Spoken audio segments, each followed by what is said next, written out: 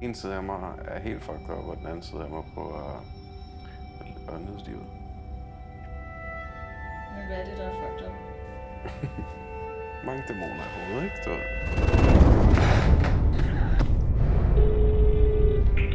Har du også brug for, at jeg spørger om et eller andet til at starte med? Hvad der skete, eller hvad? Mhm. Jo. Jeg kan huske lyden. Sådan en tung, sådan en dunk, sådan bum.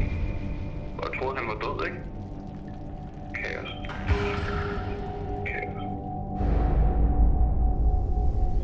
Er du klar til et nyt kapitel? Fuck ja. Og nu sidder jeg i dag, og vil ønske at kunne tage det hele tilbage. Men nu er det for sent, og for sent at klage. Jeg må bare lære at takle den bitre smag.